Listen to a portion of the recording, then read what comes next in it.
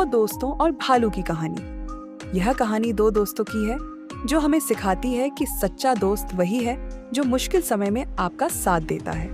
बहुत समय पहले की बात है। एक गांव में दो दोस्त राहुल और अजय रहते थे। दोनों बचपन के दोस्त थे और एक दूसरे पर बहुत विश्वास करते थे।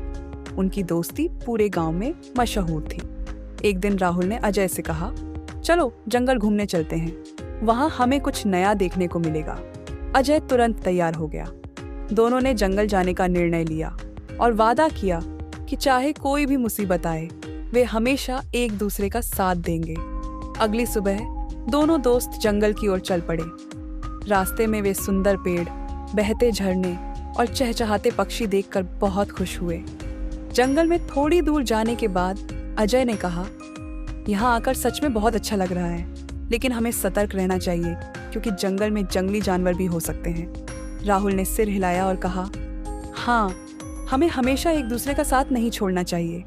दोनों दोस्त जंगल की गहराई में जा ही रहे थे कि अचानक उन्होंने सामने से एक भालू को अपनी ओर आते देखा। भालू बड़ा और खतरनाक था।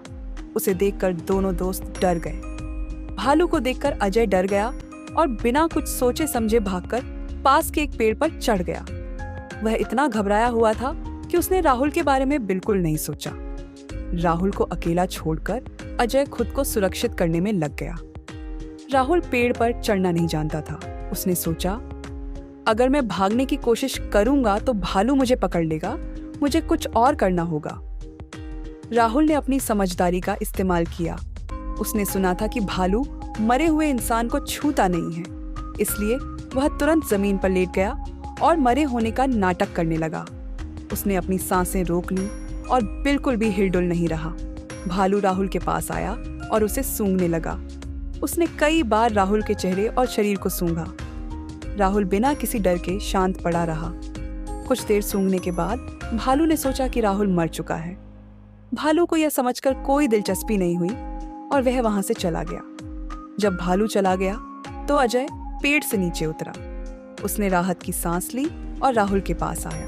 उसने राहुल से हंसते हुए कहा, दोस्त, भालू तुम्हारे कान में क्या कह रहा था?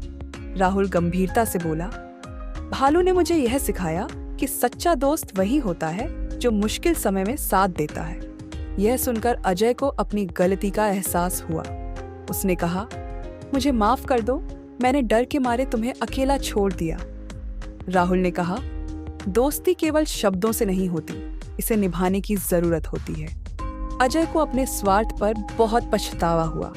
उसने राहुल से वादा किया कि वह आगे से सच्चे दोस्त की तरह व्यवहार करेगा, लेकिन राहुल समझ चुका था कि अजय संकट के समय उसका साथ नहीं देगा। यह कहानी हमें सिखाती है कि जीवन में सच्चे दोस्तों की पहचान मुश्किल समय में होती है। सच्चे दोस्त वे होते हैं जो हर परिस्थिति में आपका साथ देते हैं। स्वार्थी मित्रों से सावधान रहना चाहिए।